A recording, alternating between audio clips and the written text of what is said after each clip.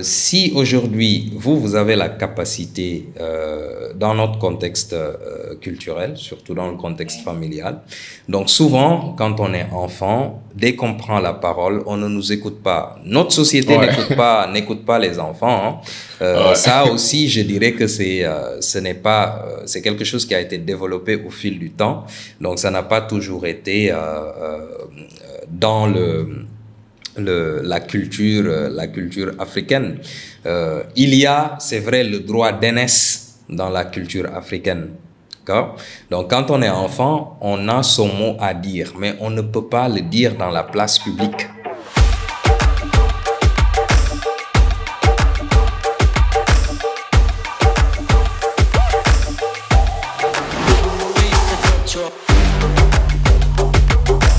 Salam Ziar, bonsoir à tous et à toutes, j'espère que vous allez bien. Ici your boy Habib Sal, bienvenue pour un nouvel épisode du Cercle d'Influence Podcast, votre cercle qui s'inspire à inspirer avant d'expirer. Aujourd'hui, nous avons le grand honneur de recevoir mon cher coach Régis, qui est le fondateur du MCI Coaching, méthode du chemin inversé, et un coach certifié. Coach, bienvenue au cercle. Merci, Habib, pour cette invitation. C'est un honneur d'être dans ce podcast-là. Merci aussi aux spectateurs ou aux téléspectateurs qui regardent ou qui écoutent, aux auditeurs qui écoutent ce podcast. J'ai hâte vraiment de partager avec vous mon parcours, mon expérience dans ce cercle d'influence. Super. En tout cas, je suis très honoré de t'avoir sur le podcast. On nous a mis en relation par un ami en commun, Mansour, que je salue au passage. Et je suis vraiment intéressé par tout ce que tu fais, que ce soit tes formations, tes contenus sur les réseaux, et j'ai hâte de faire découvrir tout ça à notre audience. Donc, pour les gens qui nous écoutent et qui nous regardent, est-ce que tu peux nous parler brièvement de toi, de ton parcours et comment, en fait, tu as découvert, comment tu t'es intéressé dans la psychologie de manière générale, pour devenir coach certifié? Voilà, donc merci pour cette question. Donc, ça nous fait rentrer dans le vif du sujet. Moi, je suis une personne passionnée par l'humain. Donc, je dis souvent que je suis un humain au service d'autres humains. Mais ce parcours que j'ai eu à travers mes études n'a rien à voir avec ce que je fais aujourd'hui, hein, comme la plupart des gens.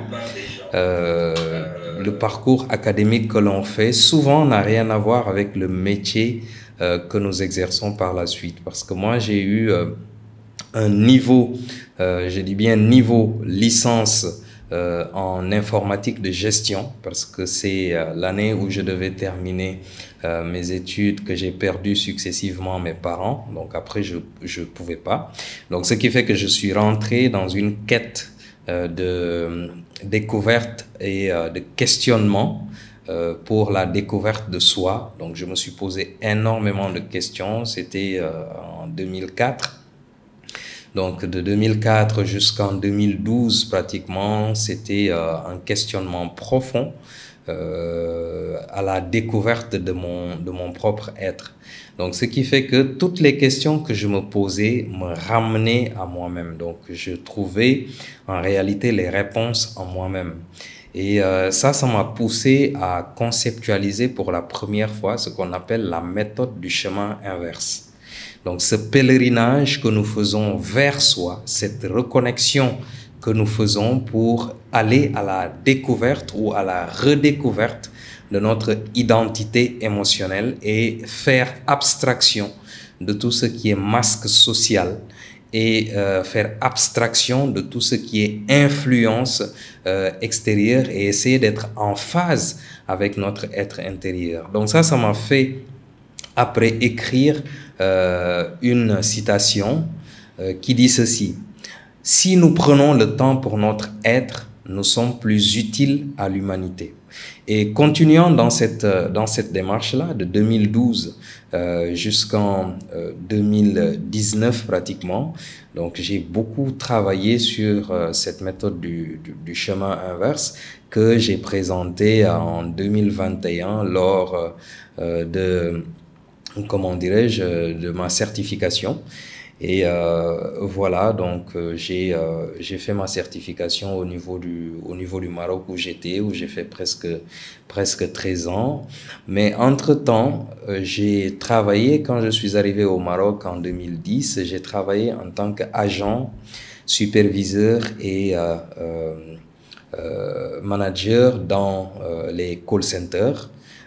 Puis dans un institut universitaire où j'étais responsable de communication. Mais j'organisais aussi ce qu'on appelle des événements là-bas, notamment les Senegalese Business Awards, où j'étais le coordinateur général, donc de la première à la quatrième édition. D'ailleurs, nous préparons la 5e édition pour le mois de novembre. Donc, de fil en aiguille, 2021, certification. Ensuite, j'ai commencé à exercer dans le domaine surtout du coaching personnel et professionnel, mais basé toujours sur cette méthode du chemin inverse. Et ensuite, j'ai pu former énormément de jeunes au Maroc parce que j'avais intégré un cabinet où nous travaillions avec le pôle emploi Maroc en 2021 où nous avons formé dans la zone de l'oriental, la zone qu'on appelle la région de Oujda, où nous avions formé pratiquement dans les 1500 jeunes dans tout ce qui est formation qualifiante ou de reconversion, mais c'est dans le domaine des soft skills. Donc ce sont ces formations-là que je faisais. Et aujourd'hui, je me suis vraiment à travers cette méthode qui est la méthode du chemin inverse, je me suis spécialisé dans ce qu'on appelle l'intelligence émotionnelle. Donc c'est ce que je fais comme formation, comme coaching pour les entreprises, pour les personnes individuelles, pour permettre à toutes ces personnes-là de pouvoir puiser en eux le potentiel, de libérer leur potentiel pour leur permettre d'axer leur carrière sur de la performance et sur du résultat. Donc, en gros, c'est ça mon parcours et je suis rentré au Sénégal l'année dernière en 2023 où j'ai lancé le cabinet MCI ou MCI pour certains. MCI, c'est méthode du chemin inverse. Voilà, donc c'est la méthode du chemin inverse tout simplement. C'est le nom que porte le cabinet que j'ai lancé il y a une année, tout simplement. Et vous avez vu le travail acharné que nous faisons à travers, en accompagnant des entreprises, des salariés, des cadres, des étudiants, des entrepreneurs à pouvoir, voilà, avoir cette connaissance de soi et à développer cette intelligence émotionnelle. Non, super. En tout cas, d'abord, je tiens à vous donner mes condoléances par rapport à vos parents. Moi, je suis très proche de mes parents. Je sais que perdre un être cher, ce n'est jamais facile. Mais je peux voir en fait en toi leur image et tout ce qu'ils vous ont inculqué comme principe et valeur. Et je pense que d'une part, tout ce que tu fais, c'est pour leur rendre honneur. Et sur ça, franchement, je te souhaite le meilleur au monde. Et deuxièmement, c'est la méthode du chemin inversé. Mais avant d'entrer dans les composants de la méthode du chemin inversé, je suis un peu très curieux par rapport à ce que tu as dit entre 2004 et 2020 où tu étais dans une quête personnelle de soi. Et j'imagine que en tant qu'homme et de femme, bon, en tant qu'être humain de manière générale, nous connaissons tous des moments pareils, que ce soit quand dans des phases différentes de nos vies. Pour certains, c'est les vingtaines, pour d'autres, c'est les trentaines. Pour les autres, c'est la crise de quarantaine. Moi, personnellement, je suis en train de passer dans une phase de crise de trentaine parce que tu vois, quand on est jeune, parfois, on a l'habitude de se dire avant l'âge de 30 ans, j'aurai telle chose. Et puis, tu te rends compte que boum, 30 ans est là et que tu as encore du chemin à parcourir et tu te dis, bon, est-ce que je suis ambitieux? Est-ce que je me suis fixé trop d'objectifs ou est-ce que simplement je suis un loser? Et je pense que ça aussi, ça peut réveiller certaines questions existentielles du genre pourquoi on est là, est-ce que je vais y arriver, quelle est la raison d'être de cette expérience humaine. Donc je suis curieux, toi, quand t'es passé dans cette phase de réflexion, de rétrospection et d'introspection, est-ce que tu peux nous partager en fait les conclusions que tu as tirées de cette expérience qui pourraient être utiles aux jeunes qui sont en train de passer par la même traversée? Donc, en fait, je pense que il est très important pour chacun de nous de pouvoir se pencher sur soi, de s'arrêter. Souvent, quand je fais la formation, je projette une image, c'est juste écrit stop. Parce que pourquoi ce stop dans notre vie? Parce que c'est extrêmement important de prendre rendez-vous avec soi. Et cette quête de soi, moi, quand je faisais ce parcours-là, ça m'a permis de trouver la réponse qui fait écho en moi. Parce que la réponse que moi je trouve par rapport à la mission réelle qui m'est assignée dans ma vie n'est pas forcément la réponse de Habib.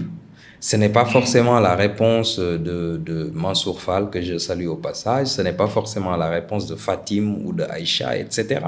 Ou de Jacqueline, si vous voulez. Maintenant, il faudrait que, à travers les questions que nous nous posons, comme par exemple, qui je suis et quelle est ma mission? Qu'est-ce que je fais là? Qui je veux être, par exemple? Qui c'est que je ne veux pas être?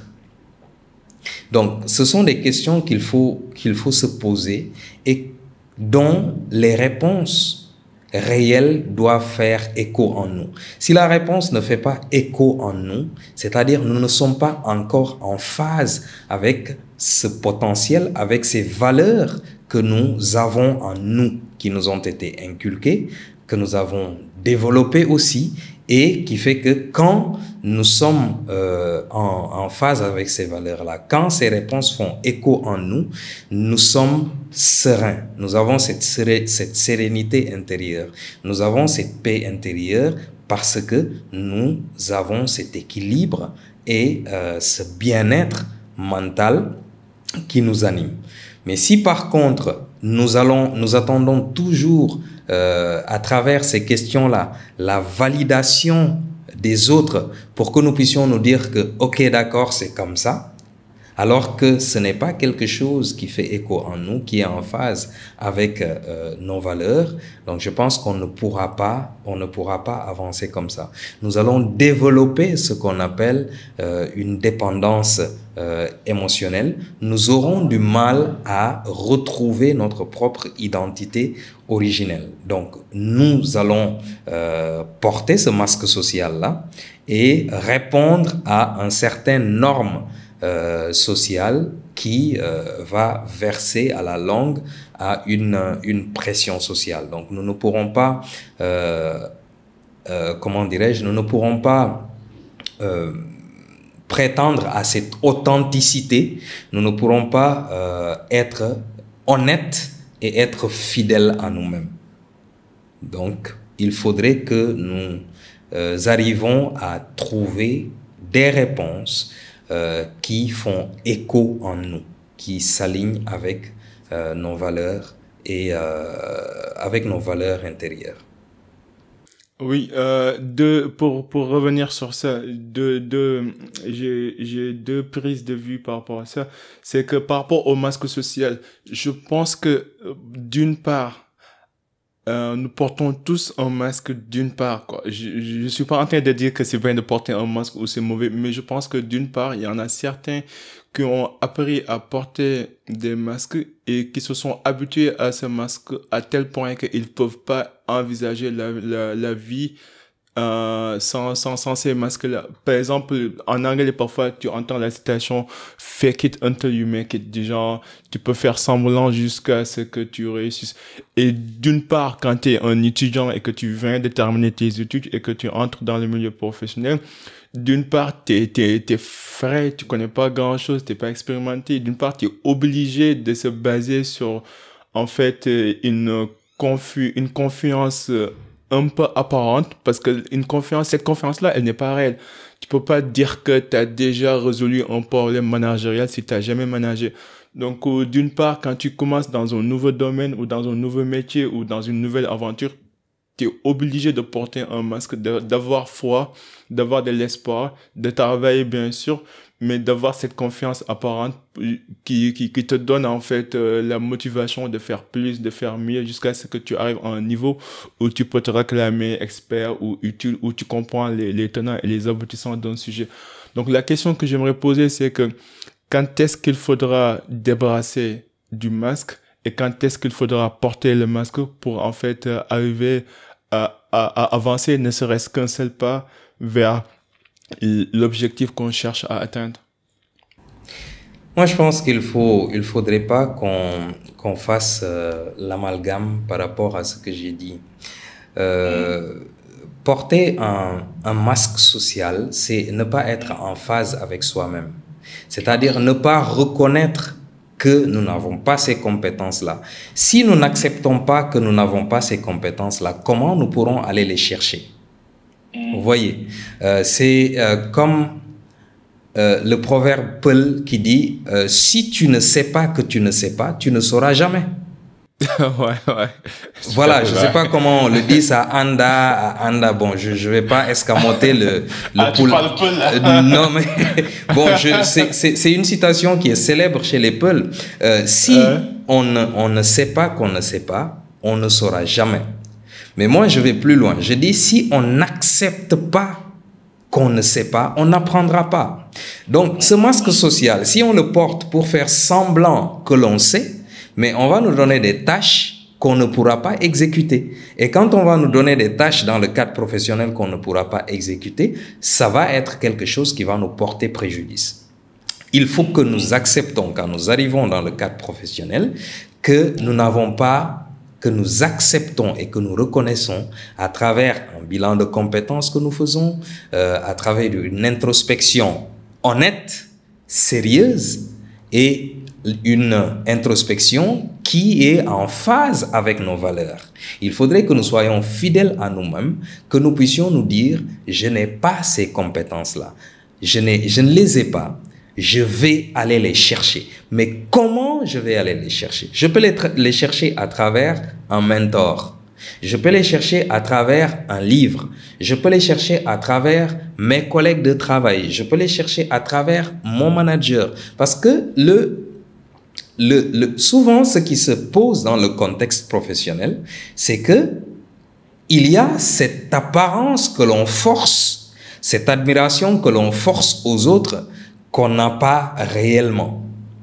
Si nous n'avons pas, voilà, si nous n'avons pas ces outils-là réellement, tôt ou tard, nous allons faire face à des situations où nous devons faire preuve de ces compétences-là, où nous devons mettre en exergue, mettre en œuvre ces compétences-là, nous ne pourrons pas le faire parce que nous n'avons pas accepté que nous avions ces axes d'amélioration-là. J'aime pas le mot lacune, mais ces axes d'amélioration-là, nous en avons pris conscience, mais nous l'avons pas accepté. Il va falloir l'accepter, se débarrasser de ce masque social et de se dire, écoute, moi, j'ai pas ces outils-là, je vais aller les chercher. Mais le plus important, c'est comment les chercher.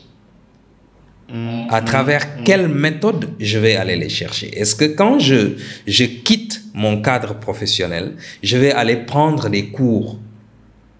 Est-ce que je vais chercher un collègue, par exemple, j'ai besoin de l'anglais? Est-ce que je vais chercher un collègue dans l'entreprise qui maîtrise l'anglais et je vais discuter au moins 1 heure par jour avec lui? Et en plus de ça, je vais aller prendre des cours au centre culturel américain ou au British ou avec un coach d'anglais, etc. Ou bien même sur le net à travers des tutoriels ou en écoutant des podcasts d'anglais ou des chaînes comme BBC, CNN ou des shows où ils parlent anglais, ou en lisant ou en regardant des films. Il y a plusieurs méthodes, ou en écoutant de la musique, il y a plusieurs méthodes qu'on peut utiliser pour se bonifier à chaque fois, pour aller apprendre des choses à chaque fois. Moi, j'ai eu, par exemple, plusieurs sollicitations, pas plus tard qu'avant-hier. Donc, il y a quelqu'un qui m'a appelé, il me dit, écoute, on a besoin de toi pour encadrer des personnes dans le management. Je leur ai clairement dit que moi, je ne fais pas de formation en management. Donc, ce n'est pas mon domaine. Aujourd'hui, est-ce que je devrais lui dire, OK, comme je suis un coach, je vais dire, d'accord, je porte ce masque social-là. Après, je vais sur ChatGPT, je vais chercher des informations, je crée un slide et je viens me présenter devant des professionnels pour lire les slides. À la longue, ça va me discréditer. Donc, il faudrait que nous, en tant que jeunes, que nous ayons la capacité à pouvoir planter ces graines-là, à prendre le temps de l'arroser, de le désherber, de l'entretenir jusqu'à ce que ça devienne un arbre ombragé et que ça produise du fruit après. Mais en restant toujours en phase avec nos valeurs internes et en se départissant de ce masque social qui, à la longue, nous crée des frustrations et un problème de santé mentale. Et pour toi, se débarrasser de ce masque social, ça renvoie à l'authenticité ou à l'humilité ou les deux? Mais quand on est authentique, on est aussi humble. Parce que l'humilité, c'est avoir cette capacité à pouvoir se dire que je connais mon domaine, mais je continuerai à apprendre parce que la vie est une perpétuelle école. Donc, on apprend tous les jours, toujours, on apprend pratiquement de tout le monde dans la vie. En observant et en s'ouvrant, c'est-à-dire en écoutant. Ça, c'est de l'humilité. Donc, c'est pourquoi il faut faire attention. Il faut faire attention à ce qu'on appelle la modestie. Il faut faire attention à la modestie. Moi, je dis toujours que la modestie est la plus grosse bêtise humaine. Développe. Je m'explique. Parce que je l'ai expérimenté dans notre culture, dans notre contexte social. Souvent, on nous dit qu'il ne faut pas parler de soi. Mais on ne nous a jamais dit comment et dans quel contexte il ne faudrait pas se mettre à parler de soi. Parce que il ne faut pas confondre humilité et modestie. Il ne faut pas le confondre. Parce que si tu es dans un contexte où tu aspires à un poste, où tu aspires à un métier, où tu aspires à un financement par rapport ou pour ton projet, si tu ne t'exprimes pas, si tu ne parles pas de ce que tu peux faire, si tu ne parles pas de tes capacités, de ton potentiel, de ta créativité, de ta personne, mais comment tu pourras aspirer ou comment tu pourras saisir cette opportunité-là? Mais tu peux parler de toi en toute humilité. Mais tu parles parce que tu es dans un contexte dans lequel tu dois parler. Mais si tu fais preuve de modestie, où tu te dis que non, je ne vais pas parler de moi parce que les gens vont penser que moi, je suis égocentrique, narcissique, je fais mon malin, donc je ne vais pas tout dire. Je vais dire juste un peu et puis je me garde je garde les autres expériences que j'ai pour moi-même. Alors que si tu es dans un contexte où tu dois parler d'une expérience que tu avais eue comme peut-être coiffeur ou vendeur de poissons et que c'est le profil qui est recherché, Donc, si tu dis que tu es modeste, que tu vas pas parler de ces expériences-là, mais tant pis pour toi. On va prendre quelqu'un d'autre. Après, tu vas te plaindre pour te dire que pourtant, cette personne-là, je suis plus compétente qu'elle ou que lui, et que cette personne a pu avoir le poste. Mais pourquoi il a pu avoir ce poste? Il a fait preuve d'humilité, mais quand tu lui as posé la question, il a parlé de soi avec beaucoup d'humilité, mais avec beaucoup d'authenticité et aussi avec beaucoup d'assurance parce que quand il a cette confiance en soi, cette authenticité, il a réellement confiance en soi. Donc c'est pourquoi... Oui.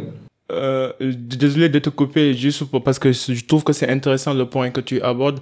En même temps, je pense que la culture aussi joue un rôle assez important dans ce sujet-là. Je sais que la culture américaine, elle est principalement basée sur en fait cet excès de confiance. Quand vous voyez les Américains d'habitude, ils aiment parler de leur succès, de leur réussite, ils savent se vendre, ils savent bien parler, bien communiquer. Alors que culturellement au Sénégal, en fait, on nous a élevés de telle sorte que on est obligé de se rabaisser parfois ou de ne pas trop parler de nous parce que bon, ça peut attirer des médisances ou des mauvais signes, chat et autres, je ne sais pas quoi. Mais je pense que culturellement, tu penses pas que c'est une affaire de principes et de valeurs qu'on nous a inculqué dès le bas âge qui font que parfois on a du mal à se départir de ces principes-là qui peuvent nous jouer des tours sur le long terme et sur notre manière de nous présenter à la réalité extérieure du monde, quoi. Moi, je crois que ce sont des croyances qui ont été développées. Ce sont des croyances qui ont été développées au fil des années et ça a été quelque part ancré. Moi, je ne crois pas du tout que ça fasse partie de notre culture. Je donne un exemple. Je donne un exemple simple. Aujourd'hui, vous vous appelez Habib Sall. Mais quand vous arrivez dans la famille, Habib, avant que vous alliez passer un examen, avant que vous alliez à un concours, avant que vous alliez prendre la parole quelque part, etc. Mais il y a les griots de la famille qui vous motivent, qui vous font ce qu'on appelle cette charge qui vous donne cette charge. Ce n'est même pas une charge émotionnelle, mais c'est de la motivation, mais c'est extraordinaire. Salngari, Bourguédé, etc. Donc, en fait, on vous prépare mentalement à aller affronter le monde.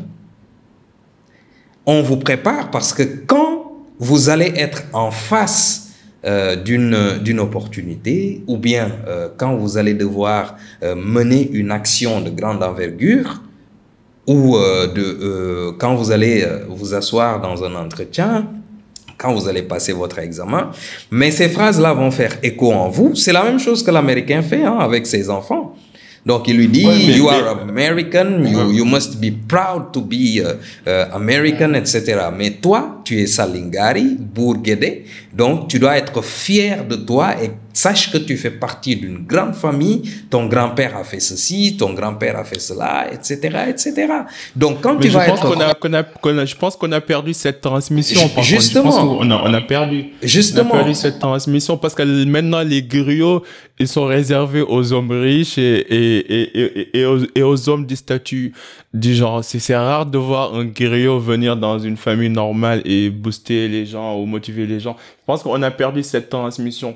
En même temps, même moi, j'ai vécu ça personnellement dans les entreprises parce que bon, depuis le début de ma carrière professionnelle, d'habitude, j'étais l'homme le moins âgé dans la salle. Et du coup, à chaque fois, en fait, les gens pouvaient confondre l'âge et la compétence. Par exemple, l'âge n'est pas un critère de compétence, tu vois. Non, pas du tout. De la même manière que la vérité, c'est un fil perdu qui peut être ramassé par n'importe quelle personne, y compris un jeune homme.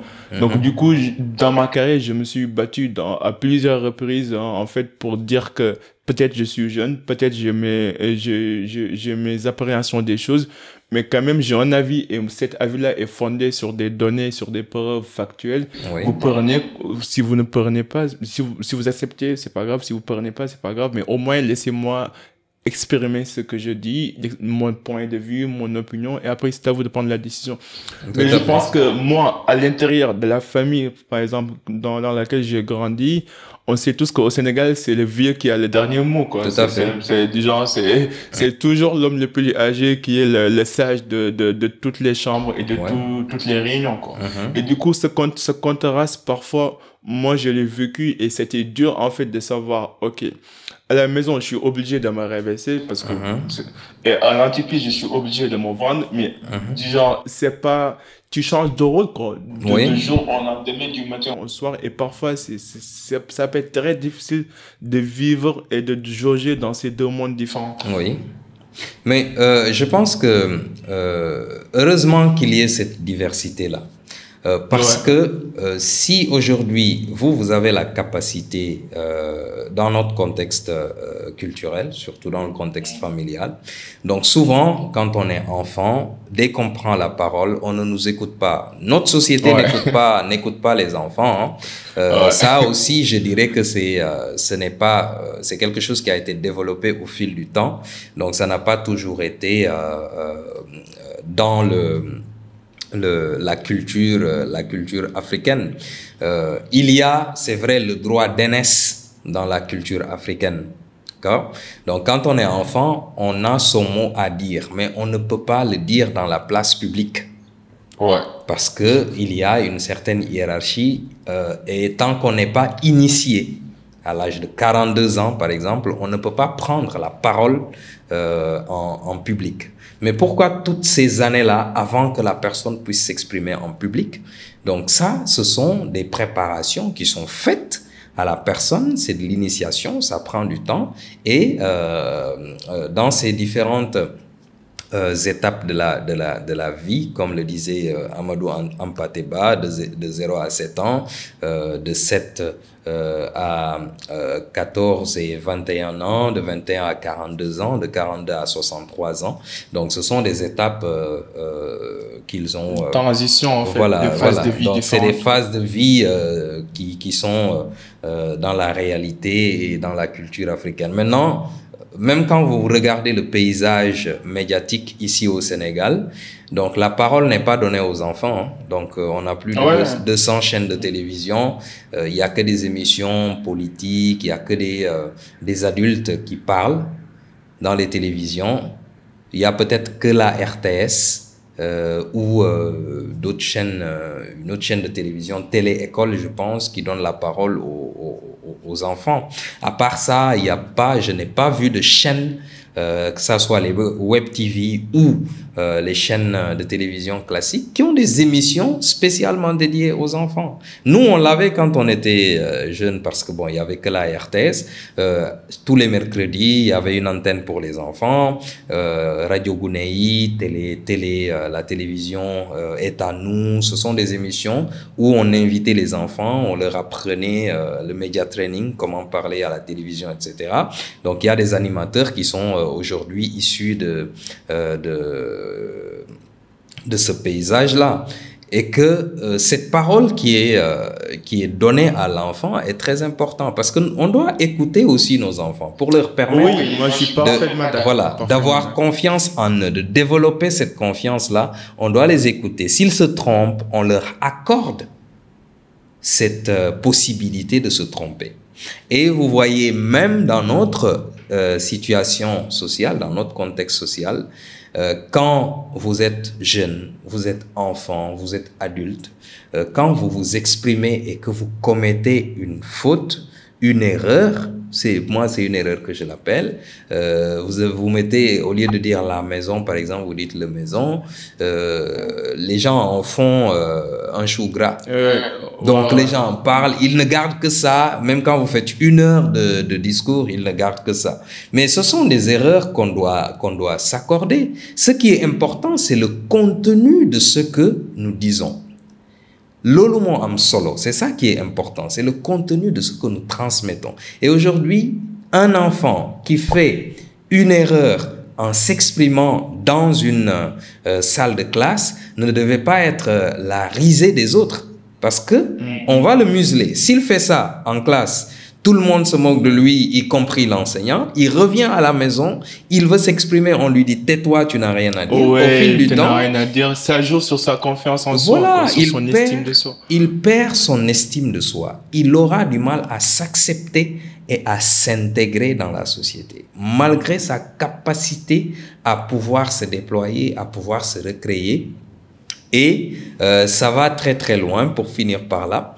Donc il y a même parfois des managers que tu rencontres dans les entreprises, leur manière de gérer leurs collaborateurs laisse à désirer. Pourquoi? Parce que ce sont des personnes qui ont vécu une certaine frustration venant de la société, de l'école, du contexte social et de la famille, qui fait que quand ils occupent un poste de responsabilité, ils exercent ce qu'on appelle une sorte de revanche sur la société.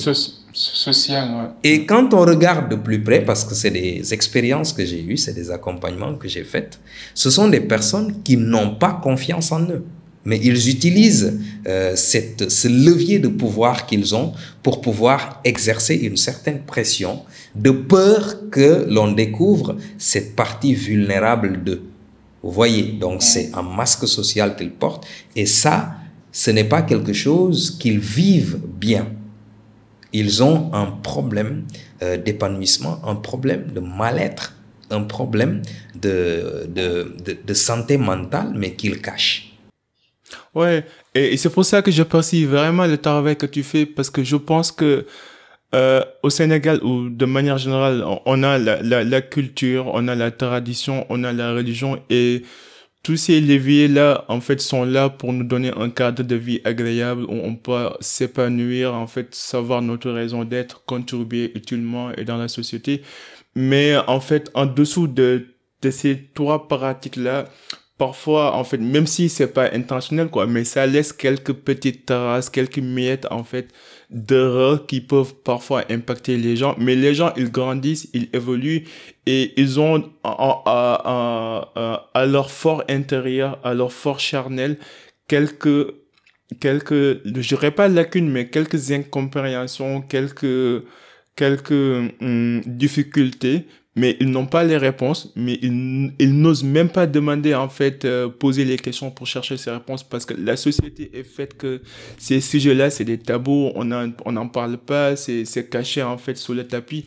Et du coup, de voir quelqu'un comme toi, ou des psychologues, ou des thérapeutes qui les abordent, pour moi, ça peut, en fait, c'est la différence qui existe entre 90% et 100%.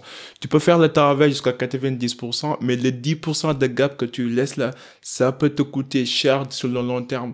Ben, moi, j'ai vu des managers, des chefs qui étaient super doués, super compétents, mais sur le plan émotionnel, sur le plan gestion humaine, mais ils ont tellement de lacunes. Et quand tu remontes le temps, tu sais que tu te rends compte qu'en fait, la majeure partie de cette souffrance vient de leur enfance, de comment ils ont été éduqués, et que c'est dommage qu'ils ont gravi tous les échelons, ils ont fait tout le travail, et là, à la dernière ligne de course, ils perdent tout parce qu'ils n'ont pas su gérer leurs émotions ou comprendre, en fait, d'où venaient ces traumatismes, en fait, qu'ils avaient du mal à surpasser. Et du coup, je trouve ce travail super intéressant. Mais pour... oui, vas-y. Oui, c'est-à-dire, c'est juste pour compléter. Donc, ce sont des personnes en général qui ont pu gravir les échelons, mais ils ont porté ce masque social. C'est dommage parce qu'ils n'ont pas su accepter qui ils étaient et quels sont les manquements qu'ils devraient aller chercher. Parce que si c'est des personnes qui avaient refusé ce masque social, qui avaient décidé de rester authentiques et de se dire que, ok, moi, j'ai pas ces outils-là, je suis encore collaborateur, salarié, j'ai pas ces outils-là, mais je vais aller les chercher dès maintenant parce que dans 1 an ou 2, je voudrais être manager. Et je sais que si je cache cette partie de moi, et un jour, si je suis en face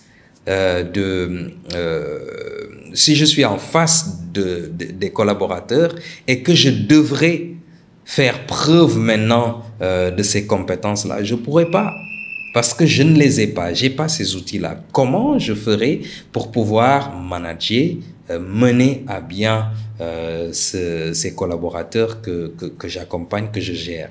Mais il me faudrait ces soft skills-là, il me faudrait ces outils-là. Mais tant que je ne reconnais pas que je n'ai pas ces outils-là, je ne pourrai pas aller les chercher. Donc ce masque social est dangereux. Donc, comme vous l'avez dit, même si on a 90% de hard skills, de technicité, mais les 10% de soft skills qu'on devrait aller chercher, si on ne va pas les chercher, ça va nous porter préjudice tôt ou tard. Ok.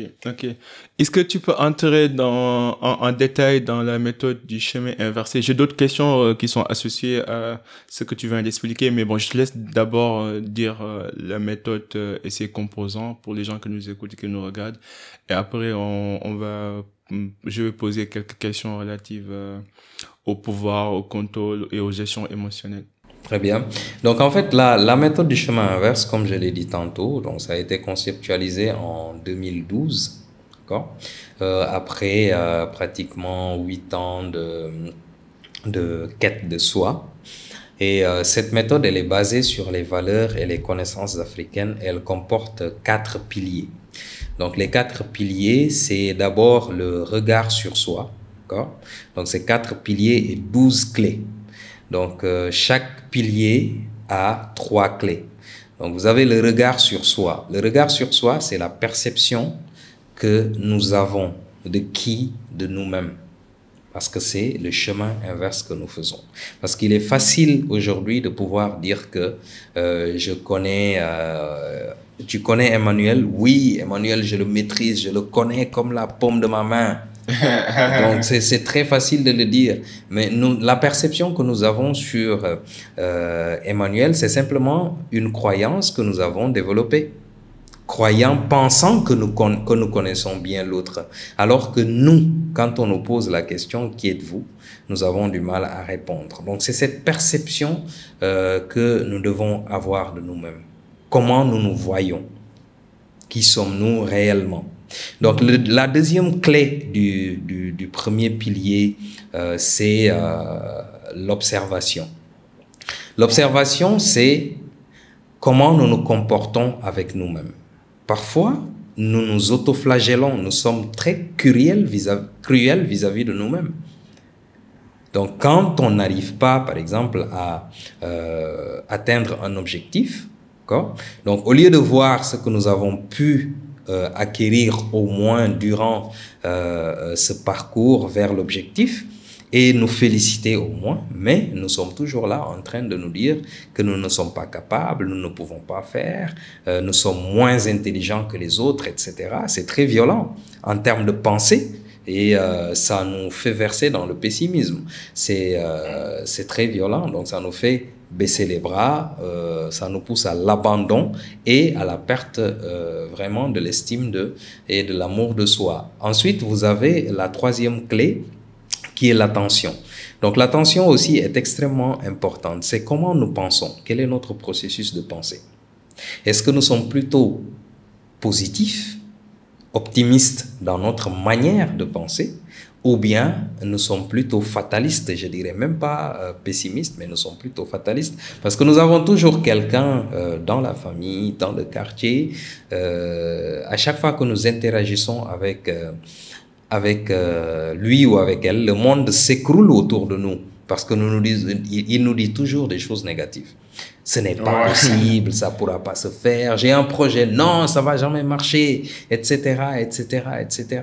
Donc, est-ce que nous sommes animés de ce genre de pensée-là? Est-ce que c'est sur ça que nous reposons cette quête de soi, ce développement personnel? Est-ce que nous prenons le temps de réfléchir sur comment nous pensons?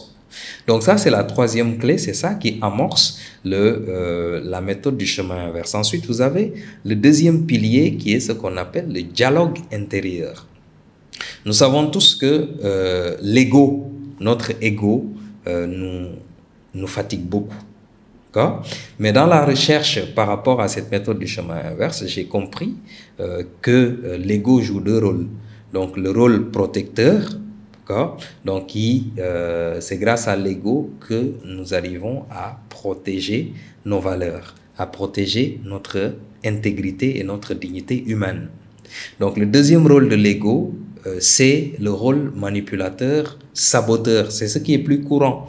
Donc, c'est l'ego qui nous dit, non, il t'a pas dit bonjour. Pourquoi? Donc, montre-lui que tu es plus important que lui, etc. Donc, ça nous pousse à verser dans l'arrogance, dans le narcissisme, dans l'égocentrisme.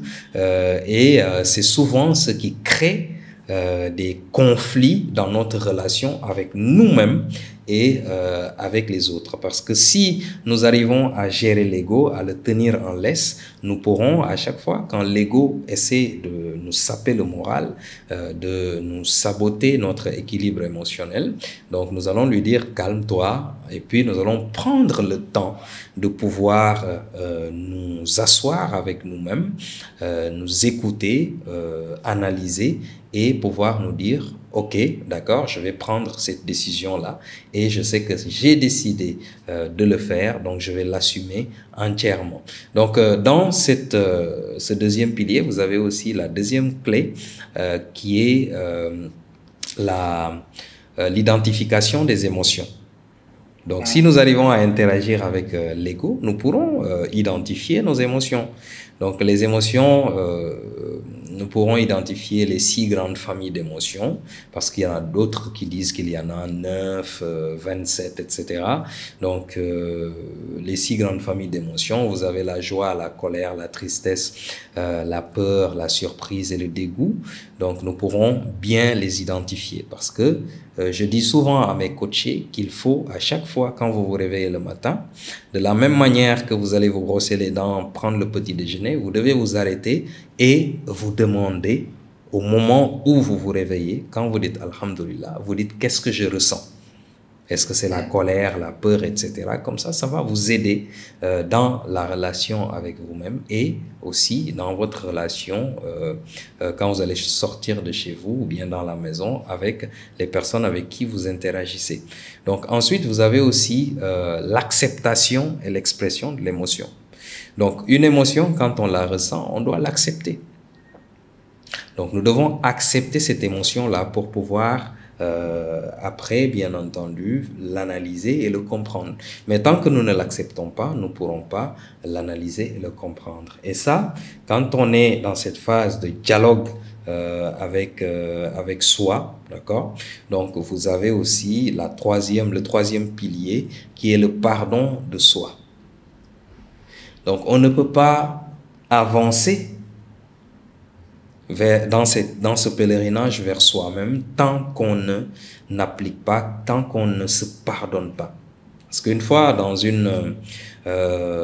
un coaching d'équipe, donc j'avais demandé aux stagiaires, est-ce qu'il vous est déjà arrivé de vous asseoir, de vous pardonner et de vous demander pardon? Il y a une dame qui m'a dit pourquoi faire? Ça m'a fait rire parce que je lui ai demandé d'aller de faire l'expérience quand elle pourra, et j'ai eu un retour de sa part. Elle m'a dit que c'était tellement fort parce que ça lui a procuré énormément d'émotions, ça lui a donné un autre regard sur elle-même. Elle a pris le temps de commencer à se découvrir. Parce que le pardon de soi est une chose extrêmement importante. Et la première clé de ce troisième pilier, c'est la pleine conscience. Parce que quand nous arrivons à nous pardonner, nous allons pouvoir être beaucoup plus empathiques vis-à-vis des autres, beaucoup plus bienveillante, beaucoup plus tolérante ou tolérant vis-à-vis de l'autre dans la relation que nous avons avec les personnes avec qui nous interagissons, que ça soit sur le plan familial, social ou professionnel. Donc souvent je dis que l'autre n'est que le prolongement du regard que nous avons sur nous-mêmes. Ouais. Donc l'autre, c'est le prolongement du regard que nous avons sur nous-mêmes. Si nous sommes bienveillants vis-à-vis de nous-mêmes, nous pourrons le faire vis-à-vis de l'autre. Si nous avons cette pleine conscience, cette vigilance vis-à-vis de nous-mêmes, donc nous pourrons mesurer la profondeur du pardon qui est la deuxième clé du troisième pilier de la méthode du chemin inverse. Donc c'est la force du pardon. Donc moi je dis que quand nous avions l'habitude de nous mettre au bord de l'eau, au bord d'un étang ou d'un lac, et de contempler le paysage marin au fond de l'eau, de regarder les petits poissons passer, etc. Et que nous revenons à cet endroit-là et que nous voyons à chaque fois que l'eau est trouble, nous n'arrivons pas à voir ce beau paysage marin qui nous procure ce bien-être quand nous le contemplons, qui nous procure cette émotion, ce sentiment de joie, de paix intérieure. Mais c'est parce que nous n'avons pas fait cet exercice du pardon. Mais quand nous le faisons, nous allons voir que l'eau va se tasser. Et quand l'eau va se tasser, l'eau va devenir calme.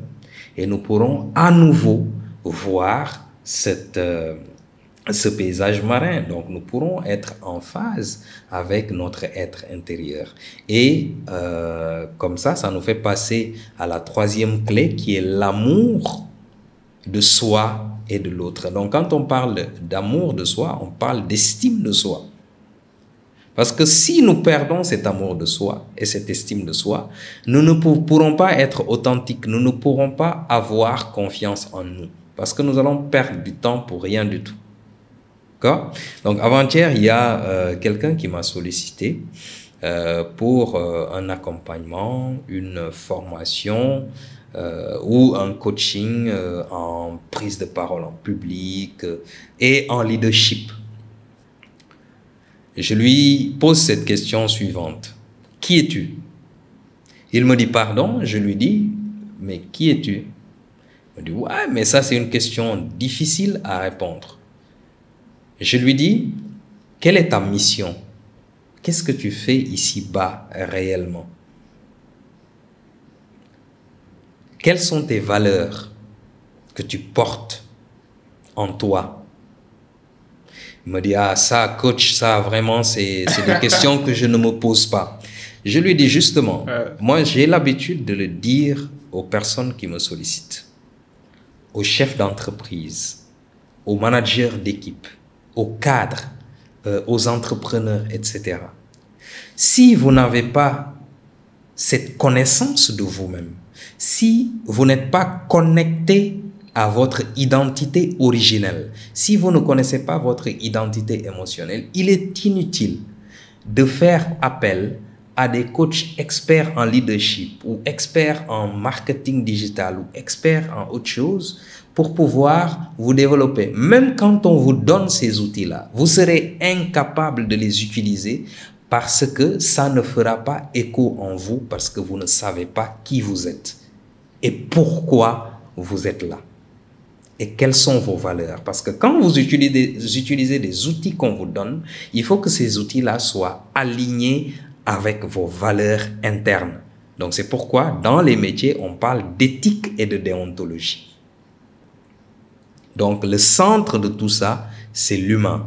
Donc si vous avez l'amour de votre propre être, l'estime de votre propre être, vous pourrez aisément l'avoir pour les autres. Et le dernier pilier, c'est ce qu'on appelle la renaissance. Donc, une fois que vous aurez fait cet exercice-là, vous pourrez maintenant renaître. Et quand vous parlez de renaissance, vous parlez de la découverte de son enfant intérieur ou de la redécouverte de son enfant intérieur, qui est la première clé, de la réconciliation intérieure, qui est la deuxième clé, et de cette possibilité, de cette capacité à pouvoir comprendre et gérer ces différentes émotions. Donc souvent, dans cette dernière partie-là, je pose la question à savoir, quand est-ce que nous naissons vraiment? Est-ce que c'est le jour où nous venons physiquement sur Terre, ou c'est le jour où nous découvrons qui nous sommes, où nous nous reconnectons avec notre enfant intérieur? Coach, t'as bien développé là. Non, c'est une superbe méthode. Franchement, ça m'a interpellé. Et surtout, la partie qui m'a interpellé le plus, je pense que c'est le pardon de soi. Oui. Parce que, bon, les spectateurs et les auditeurs, vous allez vous dire que je suis en train de transformer le podcast en session de thérapie, mais bon, on va y aller quand même. Mais je trouve que je suis quelqu'un qui est trop ambitieux et trop dur avec moi-même. Oui. Dans le sens où que, en fait, je suis presque perfectionniste. Je sais que je peux pas atteindre la perfection. Et l'une des citations que j'ai mises sur mon armoire, c'est que t'as pas besoin d'être parfait pour être remarquable. Mais je suis quelqu'un, en fait, qui me le pardonne pas facilement quand je fais une erreur ou quand j'échoue ou quand je suis très proche du but. Je suis pas du tout quelqu'un qui renonce, en fait. Je renonce jamais. Et ça aussi, ça peut être un désavantage, un inconvénient, parce que parfois, mieux vaut renoncer et tuer le chien et aller chercher en fait un autre objectif ou bien une autre aventure que de rester là à s'accrocher sur quelque chose qui n'est pas là, qui est déjà morte, qui ne marche pas. En fait, ça va vous faire gagner du temps. Et vu que j'ai un background d'ingénieur, et du coup, l'une des choses que j'ai apprises entre-temps, et je suis en train de travailler sur ça personnellement, c'est que d'habitude, les ingénieurs ont cette propension à vouloir optimiser, automatiser, à être productif. Mais je pense que la question essentielle, la plus importante à poser, c'est de savoir, est-ce que ce travail que je suis en train d'optimiser là, est-ce qu'il est utile ou pas? Parce que parfois, j'écoutais un podcast d'Elon Musk qui disait que parfois on prend quelque chose qui peut être débarrassé, qui n'est pas essentiel, et on passe notre temps à l'optimiser, à l'automatiser, juste pour se rendre compte à la fin que c'était pas du tout utile dès le départ et qu'on a perdu beaucoup de temps sur un truc qui n'était pas du tout utile. Et du coup, j'essaie d'appliquer ça dans ma vie personnelle parce que à force de vouloir trop optimiser, on risque de ne pas du tout optimiser, on risque en fait, d'être une machine inutile en quelque sorte. Tout à fait. Donc, en tant que quelqu'un qui a accompagné des milliers de jeunes d'après ce que je viens de t'expliquer, est-ce que tu as des conseils? Et j'imagine qu'il y a des gens qui sont en train de traverser en fait la même galère sur ce point-là. Parce que quand tu te pardonnes pas facilement, ça peut amener une critique de soi négative, en fait, du genre une self-negative talk qui peut jouer sur le long terme sur ta confiance en soi et sur ton estime de soi. Parce que quoi qu'on puisse dire, la confiance n'est que le reflet des combats gagnés et des victoires récoltées. Et c'est ça qui te donne en fait cette assurance à dire que ok, je l'ai déjà fait avant, je suis arrivé, je suis capable de le faire et de le répéter.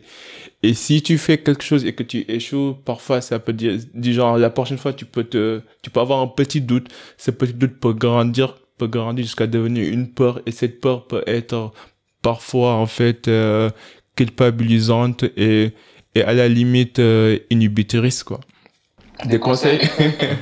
Oui, en fait, après je prendrai mon chèque pour la consultance. Ah oui, c'est ça. Je t'envoie le chèque gratuit après. D'accord. Donc en fait, ce qu'il faudrait savoir, bon, je le dis sans prétention, hein, parce que je veux pas aussi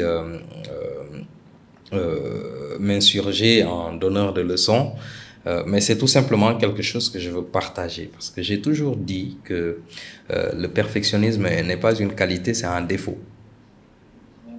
Parce que ça vous fait développer des croyances qui font que plus vous essayez d'aller vers cette perfection, plus vous allez perdre confiance en vous. Parce que vous ne l'atteindrez jamais. Ah, ça, vous ne l'atteindrez jamais. Donc, je pense qu'il est extrêmement important, je pense que plusieurs coachs le disent aussi, il est extrêmement important de se féliciter quand on gravit les échelons. À chaque étape, on prend le temps de se pardonner. Parce que pendant ce processus-là, nous avons fait violence sur nous-mêmes. Parce que nous avons fait un choix de faire cet exercice-là. Ça demande une mobilisation mentale et physique.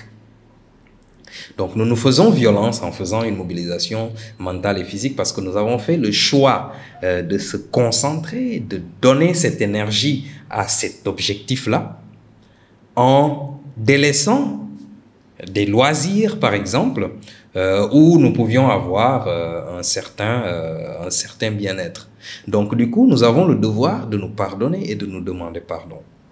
Et en plus de ça aussi, nous avons le devoir de nous féliciter. Par exemple, si on a un objectif de 100, si nous atteignons 10, on devrait se féliciter pour pouvoir puiser de cette énergie positive que nous nous procurons et aller vers 20, aller vers 30, ainsi de suite, jusqu'à ce que nous atteignions les 90 ou les 95, mais c'est déjà bien. Parce que nous avons essayé. Nous avons essayé. Parce que je dis dans une de mes citations, l'échec n'est pas la non-atteinte d'un objectif, mais c'est plutôt la non-entreprise. L'échec, c'est le fait de s'asseoir, de se dire que je veux faire quelque chose et de procrastiner à chaque fois. Demain, je vais le faire. Après-demain, on ne le fait pas jusqu'à ce qu'on voie quelqu'un le faire et on se dit pourtant ça, c'était mon idée. Mais le fait de mener l'action, le fait de faire le jëf, comme le dit mon mentor Thion, le fait de faire ce jëf-là, cette action-là, mais ça vous permet, si vous n'arrivez pas à atteindre votre objectif, mais ça vous permet d'apprendre. Nelson Mandela le dit, on ne perd jamais. Soit on gagne, soit on apprend. Et c'est très vrai. Et que dans cette quête de soi-là, en tant qu'ingénieur, parce que moi aussi j'ai un grand frère ingénieur, un jour je lui ai dit, vous savez, grand frère, ça c'est bien avant que je fasse ce métier-là. Je lui ai dit, vous savez, grand frère, dans la vie, 1 plus 1 n'est pas égal à 2. Ouais. On a tous appris ça, mais durement. Voilà, justement, 1 plus 1 n'est pas égal à 2. Parce que, en fait, les ingénieurs, ils ont un mécanisme de pensée assez analytique et restreint. Justement, ils sont dans une logique, effectivement, c'est leur formation qui fait ça. Ils sont dans une logique mathématique ou physique ou architecturale, etc., où ils arrivent à pouvoir suivre cette logique-là avec énormément de rigueur pour pouvoir aboutir à un résultat, mais quasi parfait, quoi. Ouais. Et ça, c'est la rigueur de la formation qui le fait.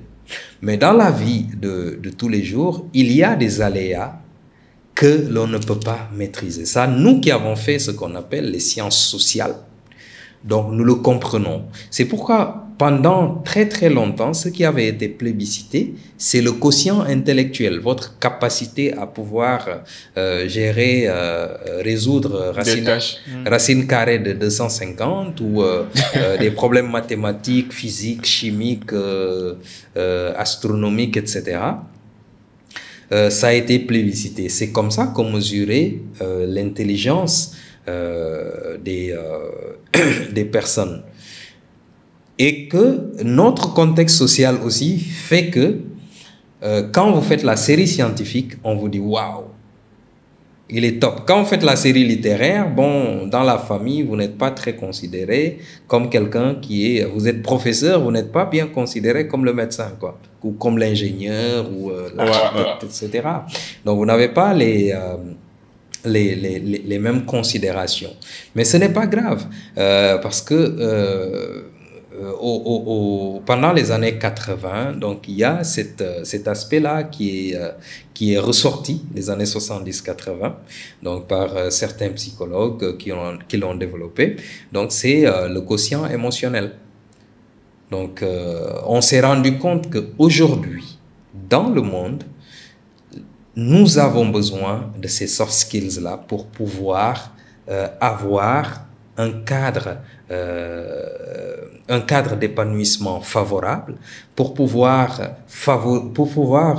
plutôt valoriser ce vivre ensemble. Et même en termes de collaboration en entreprise, ceux qui ont une meilleure moyenne ou une meilleure note en termes de quotient émotionnel, c'est eux qui gèrent le mieux les équipes dans les entreprises. Ils gèrent mieux le capital humain. Donc, cet aspect-là, c'est pourquoi vous entendez toujours parler de soft skills, intelligence émotionnelle, etc., leadership. Mais ce sont des personnes qui ont cette capacité de connaissance de soi, qui ont cette confiance en soi, cette estime de soi, qui ont découvert qui ils étaient et qui vivent cette authenticité-là. Au début, on ne les comprend pas. On se dit, Habib, dafa compliqué, il est compliqué, mais au fil du temps, on dit Habib dafa dëggu.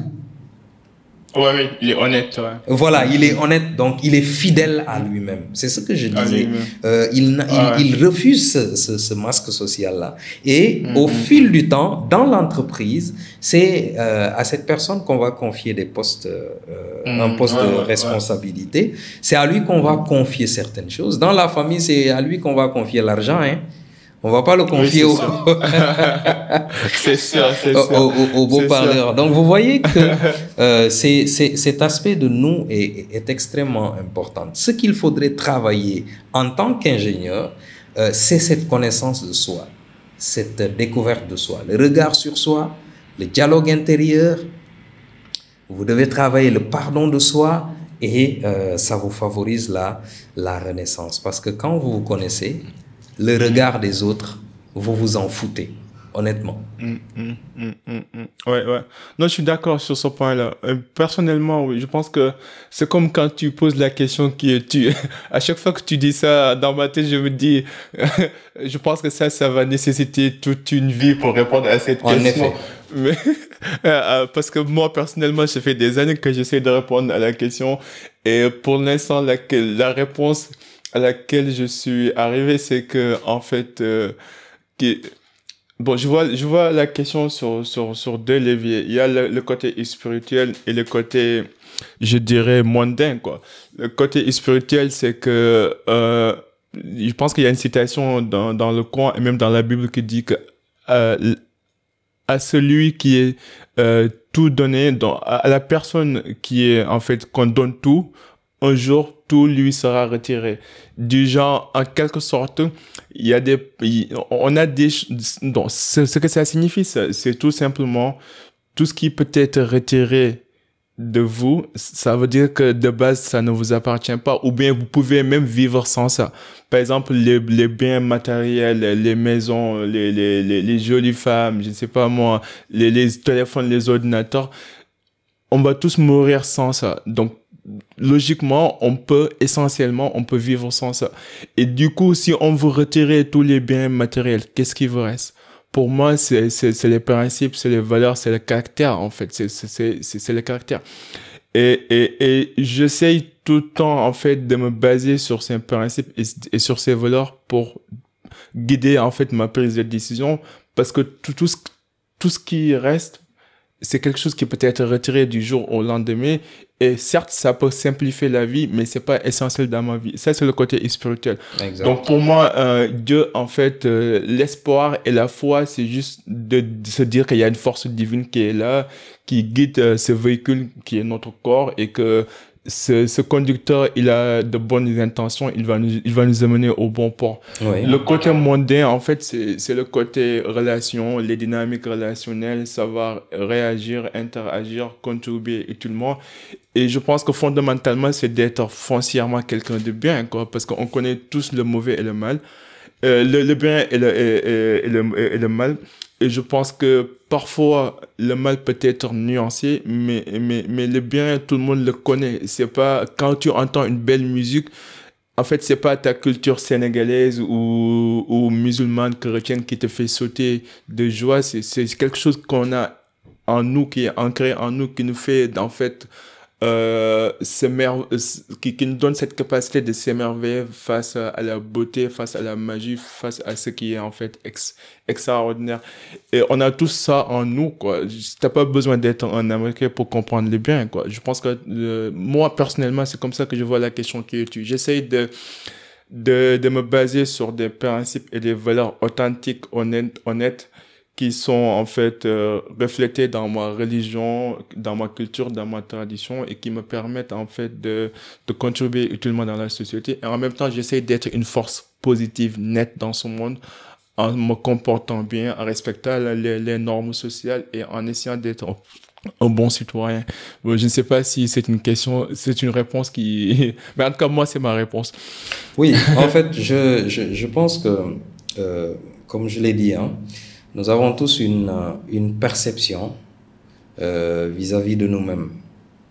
Et si nous nous penchons sur cette perception que nous avons vis-à-vis de nous, nous allons pouvoir nous définir. Et quand nous définissons, effectivement, nous le basons sur notre culture, sur notre religion, qui est la partie spirituelle dont tu parles. Nous basons aussi sur nos rencontres, notre expérience, sur nos biais cognitifs, donc toutes les connaissances que nous avons pu acquérir et le savoir à travers ce savoir académique, à travers cette connaissance qui a été transmise de génération en génération en fonction de la communauté dans laquelle nous avons grandi, nous sommes issus, et que à chaque fois quand on se définit, il faudrait que cette définition de nous-mêmes, quand on se dit qui sommes-nous, il ne faudrait pas que ça soit des mots que nous prononçons comme ça tout simplement. Il faudrait que chaque mot que nous prononçons vis-à-vis de notre être fasse écho en nous. Il faudrait qu'on le ressente à l'intérieur de nous-mêmes. Quand je dis que je suis honnête, il faudrait que ça fasse écho en moi. Je suis courageux, il faudrait que ça fasse écho en moi. Je suis une personne respectueuse, il faudrait que ça fasse écho en moi. Ce n'est pas de la coquetterie intellectuelle. C'est tout simplement, voilà, c'est tout simplement quelque chose qui fait écho en moi. Et que je pas de la masturbation intellectuelle comme justement, les gens aiment faire. Voilà, justement, parce que ce sont des valeurs que je porte et quand j'en parle aisément. D'aucuns peuvent être d'accord avec moi, d'autres non. Par rapport à, comme ce que j'ai dit tout à l'heure, par rapport à l'humilité et à la modestie, il y a certaines personnes qui vont se dire ok, mais d'autres vont dire non. Mais moi, au fond de moi, quand j'en parle, ça fait écho en moi parce que c'est comme ça que j'ai compris à travers les expériences que j'ai vécues. J'ai perdu des postes parce que j'avais du mal à parler de moi. Et je sais pertinemment que, en termes de capacité, de compétence et de technicité, j'étais meilleur que les personnes avec qui je compétissais. Mais comme je ne savais pas faire cet exercice-là, et on m'a jamais expliqué pourquoi, on me dit, ouais, méfie-toi des mauvaises langues, etc. Je dis, ok, c'est bien, mais pourquoi je devrais le faire? Donc, il faut que je comprenne. Il faut que, quand je fais cette démarche-là, il faut que ça fasse écho en moi. Parce que chaque mot que nous utilisons, les mots ont ce qu'on appelle leur sens, leur quintessence, leur étymologie, etc. Leur essence. Voilà. Moi, je dis que chaque mot a une vie. Parce que c'est pourquoi on dit que le mot n'a de sens que dans le contexte dans lequel il est employé ou il est utilisé. Et je pense que aussi, c'est important aussi de redéfinir les mots dans ses propres termes et à sa manière parfois aussi. Oui, tout à fait. Parce qu'il y a des mots que les gens utilisent comme ça de manière inopinée, mais qui peuvent ne pas refléter le sens absolu du terme. Tu vois. Exactement, en fonction du contexte. On dit que l'environnement détermine l'individu. Oh oui, oui. Justement, donc quand je dis les mots ont une vie, vous savez que quand quelqu'un vous dit un mot blessant, ça vous touche au plus profond de vous, ça atteint votre âme. Et la Votre blessure ego. est extrêmement... Oui, parce que la violence morale, la violence mentale est beaucoup plus profonde que celle physique. Parce que moi, ma maman me disait toujours que proférer de bonnes paroles n'empêche pas que vous vous donnez des coups de poing. Parce que la mauvaise parole proférée ne s'oublie jamais. Ça ne s'oublie jamais, ça reste ancré. C'est pourquoi il y a beaucoup de personnes qui traînent ces souffrances, ces frustrations, ces blessures et ça a favorisé cette perte d'amour et d'estime de soi. Pourquoi? Parce que c'est simplement, pratiquement dans notre société, que vous voyez un enfant qui est dans la famille, qui a un handicap, et on lui donne un pseudonyme en fonction de son handicap. Grosse tête, noiro, gros ventre, etc., etc. Et ça, imaginez la profondeur de cette blessure dans son être intérieur. Imaginez cette frustration de la personne vis-à-vis de la société. Imaginez combien ça peut pousser la personne à se recroqueviller sur elle-même et à perdre l'estime de soi. Et ce n'est pas que. Il y a le rejet, il y a l'abandon. Ouais. Donc, il y a le manque de reconnaissance. Et c'est des blessures qui peuvent être extrêmement profondes. Et ça peut passer uniquement à travers des mots. À travers des mots. Parce que chaque mot que vous proférez, que vous prononcez, que ça soit vis-à-vis de vous ou vis-à-vis de quelqu'un d'autre, ça a des conséquences extraordinaires sur son être intérieur. Que ça soit des conséquences positives, qui peuvent, comme je vous l'ai dit, etc. Ça peut faire que la personne, bon, d'habitude, on fait du battre, quoi. On sort de l'argent, on donne. Parce qu'on touche, voilà, on touche notre ego, on touche notre fierté, d'accord? Et ça nous motive, ça nous procure de la joie, etc. Mais ça produit l'effet contraire quand on nous dit tu es nul, tu ne sais rien, tu sers à rien, etc., etc. Et ce sont des choses, au fur et à mesure qu'on nous le répète, nous développons cette croyance, et cette croyance, nous l'ancrons dans notre subconscient, et ça fait que c'est comme ça que nous nous définissons et que c'est comme ça que nous définissons réellement. Ouais. Donc là, sur la méthode du chemin inversé, on a vu les 4 piliers: renaissance, regard sur soi, dialogue intérieur et pardon de soi. Et dans chaque pilier, il y a des sous-piliers. Il y a 3 clés, oui. Oui, il y a 3 clés. Pour les gens, en fait, tout à l'heure, on en a parlé en off, tu me disais que tu as accompagné des jeunes qui étaient complètement perdus. Oui. Et j'imagine que dans notre audience aussi, moi, mon audience, il est composé majoritairement de jeunes. Donc, pour les gens qui sont complètement perdus et qui cherchent, en fait, un pas, qui cherchent quelque part pour démarrer, en fait, leur quête personnelle et spirituelle pour trouver des réponses à leurs questions. Parmi tous ces leviers et ces sous-leviers, si tu devais choisir juste toi principal, un levier à donner à quelqu'un qui vient juste de démarrer, quel levier choisirais-tu et pourquoi? Parmi, par exemple, les 4 fois toi qu'on a vu. Ouais, moi, je vais lui demander déjà de me contacter. Je suis d'accord, c'est logique. de m'appeler parce que, en fait, la méthode du chemin inverse, comme je l'ai dit, c'est un accompagnement qui est basé sur les valeurs et les connaissances africaines. Parce que quand vous regardez bien la roue de Ngago, c'est mon deuxième prénom. Donc, quand vous regardez, c'est le prénom de mon arrière-grand-père. Donc, quand vous regardez à l'intérieur, vous voyez qu'il y a des signes. Des signes. Voilà, c'est les symboles. Donc, c'est ce qu'on appelle les symboles Adinkra. C'est Adinkra, c'est les écritures, c'est les symboles qui nous viennent de ce peuple Adinkra, du peuple Akan, qui se trouve entre la Côte d'Ivoire et le Ghana. D'accord?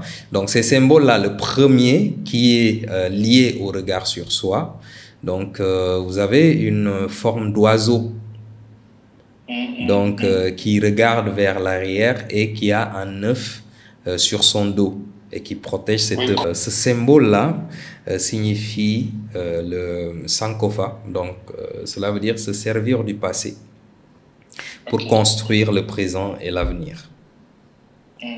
Donc vous avez le deuxième symbole qui est dans le dialogue intérieur, donc qui ressemble à un corne de bélier. Donc cela veut dire humilité, sagesse et apprentissage. Donc le troisième, c'est l'arbre de Dieu, l'arbre protecteur. Donc c'est le pardon, parce que Dieu est amour et pardon. Donc le quatrième, c'est la transformation de la vie, donc c'est la renaissance. C'est ce que signifie ce symbole-là. Et en fait, je travaille beaucoup aussi avec le miroir quand j'accompagne les personnes dans la méthode du chemin inverse, parce que dans notre culture, le miroir est considéré comme un outil de prédilection chez les pharaons d'Égypte. Donc, c'était vraiment un objet très très proche du pharaon, parce que les pharaons croyaient en la vie à l'au-delà. C'est pourquoi on les enterrait avec leurs effets, etc. Et l'objet qui était le plus proche pratiquement du pharaon, c'était ces miroirs-là qui étaient taillés sur des pierres, d'accord, des rochers. Et quand le pharaon regardait le miroir, il contemplait sa beauté physique. Donc c'est ce qui fait le reflet du regard sur soi. D'accord? Donc c'est la première étape de la méthode du chemin inverse pour contempler cette apparence physique. D'accord? Et la deuxième partie du regard dans le miroir, c'est quand le regard traverse le miroir. Donc pour aller vraiment vers cet aspect mental de la personne, pour rejoindre un peu cette croyance pharaonique où ils ont une autre vie dans l'au-delà. Donc ils devaient créer cet équilibre entre leur beauté physique extérieure pour le monde et leur beauté conserver cette beauté dans l'au-delà, parce qu'ils croyaient qu'il y avait vraiment une vie beaucoup plus agréable dans l'au-delà, comme on le retrouve dans plusieurs religions. Donc, par contre, nos mamans nous disaient toujours, si tu regardes trop le miroir, tu vas voir un djinné. Voilà, un démon. Et yo, dinga musa jommi, boy xol ci setu bi mom dinga musa jommi. Bayil setu. Mais moi, j'ai fait cette expérience pendant plus de 8 ans. D'accord? Nous avons l'habitude de nous regarder dans les yeux, de nous regarder dans le miroir, mais à chaque fois que nous croisons notre regard, nous fouillons le regard. Donc, le fait de se regarder dans les yeux, dans le miroir, nous aide à faire ce chemin inverse-là.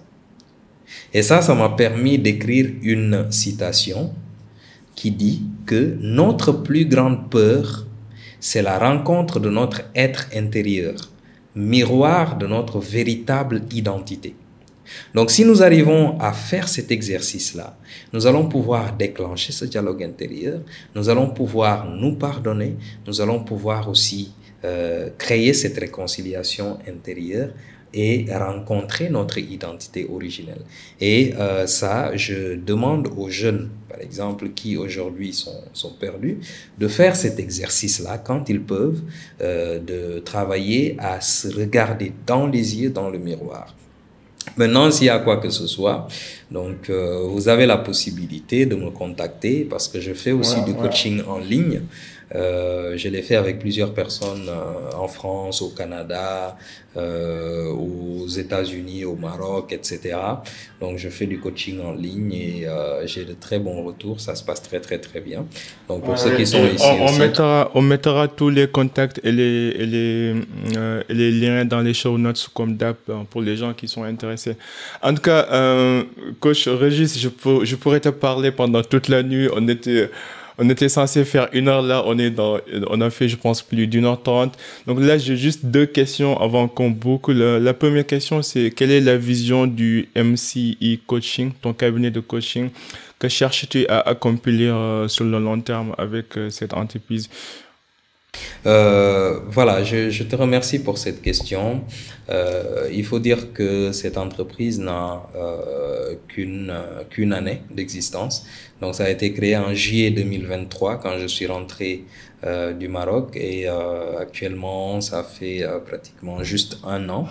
Et je pense qu'aujourd'hui, la trajectoire que MCE Coaching a prise est une belle trajectoire. Bon, on n'est pas encore vraiment on n'a pas encore pignon sur les rails, mais la direction est bonne.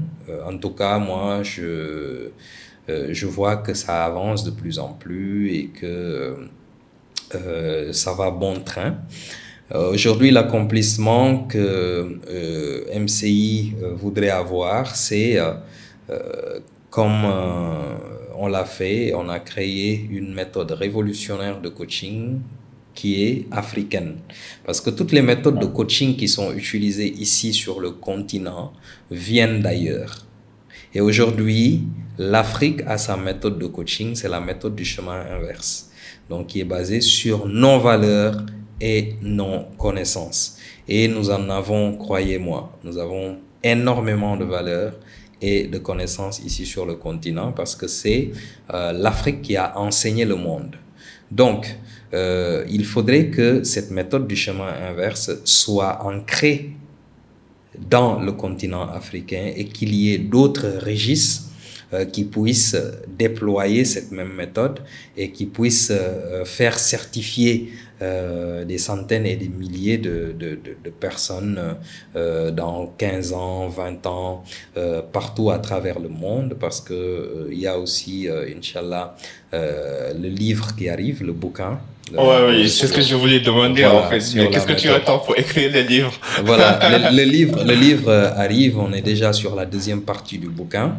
Donc la première partie, elle est déjà prête. Donc bientôt, Inch'Allah, ça va voir le jour sur la méthode du chemin inverse et que nous allons continuer, bien entendu, à travailler sur ça et que je pense que ça pourrait rayonner sur tout le continent et à travers le monde. Moi, c'est pas forcément le fait de le mettre en place et d'en voir les retombées. Non, je peux ne pas être là quand cette méthode du chemin inverse va vraiment être plébiscitée partout à travers le monde. Je peux ne pas être là, hein, mais je voudrais aussi que dans le concert des continents, que l'Afrique vienne aussi avec sa méthode du chemin. Sa propre méthode. Voilà, sa propre méthode, quoi. Parce qu'on importe beaucoup, on télécharge beaucoup. Et que voilà, ces personnes qui réfléchissent aussi de l'autre côté par rapport à ces différents concepts, ils le font avec leur réalité culturelle. Mais nous, pourquoi on ne devrait pas pouvoir le faire avec nos réalités culturelles? Et je pense qu'aujourd'hui, MCI Coaching a cette ambition-là et de pouvoir hisser de plus en plus cette méthode et que ça soit connu sur le plan africain, sous-régional d'abord, africain et même mondial, quoi. Super. Et dernière question, c'est qui es-tu et quelle influence aimerais-tu laisser dans ce monde? Ça, je suis curieux de savoir et de voir ta réponse par rapport à la question qui es-tu. C'est comme demander au gourou c'est quoi son secret, tu vois, c'est quoi la recette magique? Voilà, c'est effectivement. Moi, je me définis de façon simple. Je suis un humain au service d'autres humains. C'est comme ça que je me définis. C'est la réponse que j'ai trouvée. Parce que, comme je l'ai dit, hein, parfois, je facture vraiment les séances que je fais. Mais souvent, il y a des personnes qui viennent vers moi et je sens qu'ils sont dans la détresse, surtout les jeunes. Donc, quand je facture, ils n'ont pas parfois les moyens. J'offre des séances de coaching. Donc, j'offre des séances de coaching gratuitement pour ces jeunes-là. Et ça les aide vraiment à pouvoir reprendre du poil de la bête, à pouvoir se relever et à se reconnecter à eux-mêmes. Et ça, c'est des choses qui me font vraiment, vraiment plaisir. Et ce sont des cas que je rencontre parfois. Donc, ce sont des cas que je rencontre parfois. Et le meilleur investissement qu'on peut faire dans cette vie-là, c'est sur soi-même. Il faut investir sur soi. On va pas le regretter. Et c'est comme ça que je me définis. Et l'impact aujourd'hui que je veux laisser, c'est que quand les personnes se souviennent de moi, qu'ils se souviennent de moi en bien, qu'ils se souviennent de moi en tant qu'une personne dotée de valeurs, qu'une personne, un humain au service d'autres humains. Et c'est la finalité qui compte, c'est l'impact qui compte, c'est l'inspiration qui compte. Moi, je partage des capsules vidéo, des tips sur TikTok, sur Instagram, parfois sur LinkedIn, etc. Je partage. Mais honnêtement, je le dis parce que je parle dans une plateforme digitale, ce n'est pas le nombre de vues qui m'intéresse. Moi, c'est l'impact. Oui. C'est ce que ça peut procurer chez les gens, ce que ça peut apporter en termes de bien-être aux gens, c'est ça qui m'intéresse. Tout le reste pour moi, c'est de l'accessoire. Mais il y a certains influenceurs qui ont l'objectif de collecter le nombre de vues. C'est leur travail. Moi, j'ai beaucoup de respect pour eux et beaucoup d'admiration. Maintenant, chacun a sa mission, a sa trajectoire. Donc, voilà, ce qu'il faut retenir, c'est que je suis un humain au service d'autres humains. Coach, ce fut un grand plaisir. Je pense que j'ai tellement de questions qu'on n'a pas abordées. Il va falloir qu'on fasse un deuxième round, un de ces jours quand tu auras du temps. Inch'Allah. Mais franchement, j'ai beaucoup appris. J'ai bien aimé le fait que tu as intégré les principes, les valeurs africaines dans cette méthode du chemin inversé. En même temps, les exemples que tu donnes, c'est des exemples qui parlent à notre jeunesse et c'est des exemples super concrets. Et je te souhaite que le meilleur au monde et j'espère que les gens qui vont écouter et regarder cet épisode aussi vont prendre le temps de décortiquer la méthode, de te contacter en cas de besoin pour apprendre davantage et participer dans tes sessions de coaching et de formation. Franchement, moi, ces temps-ci, j'ai lu beaucoup de livres de psychologie et aussi de la sociologie. J'ai des questions personnelles que j'essaie de trouver des réponses. Parfois, je les trouve dans les textes religieux. Parfois, je les trouve dans la littérature des sages qui étaient là. Parce que bon, plus on vit, plus on se rend compte qu'on n'a pas besoin de chercher loin. Il y en avait des gens plus intelligents, plus sages que nous qui étaient là avant et qui ont essayé de répondre à ces questions-là. Et je pense que parfois c'est bien aussi de contempler leurs idées et de s'ouvrir sur eux aux autres au lieu de réinventer son propre chemin, parce que je pense pas qu'on peut réinventer la roue. Non. À part toi, qui a créé la méthode du chemin inversé. Mais en tout cas, franchement, j'ai beaucoup apprécié et c'est sûr et certain qu'on fera plusieurs épisodes, Inch'Allah, pour discuter. J'ai hâte de partager ça aussi avec toute notre communauté respective. Est-ce que tu as un dernier mot avant qu'on finalise? Bon, en fait, juste dire que aujourd'hui, la chose la plus importante, c'est de trouver sa sérénité intérieure. Il faut éviter la dépendance émotionnelle. Parce que dans notre contexte social, on attend beaucoup la validation des autres. On ne fait pas les choses en fonction de nos valeurs. On attend la validation des autres. Donc je pense qu'il est temps qu'on fasse ce chemin inverse-là, qu'on se concentre sur nous-mêmes, qu'on marque ce stop et qu'on commence à réfléchir sur nous-mêmes en nous posant les questions dont j'ai parlé. Et on peut prendre toute notre vie à essayer de nous connaître, on ne pourra pas finir. Je pense que mieux vaut aller à la découverte de soi que de prétendre connaître l'autre comme la paume de sa main.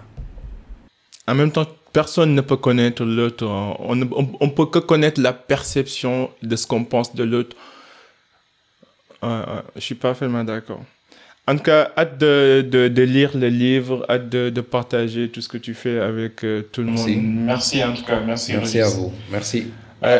Les gars, c'était le Cercle d'Influence Podcast avec Coach Régis. À la prochaine. En attendant, soyez unique, soyez légendaire. Peace and love. We out. Bye.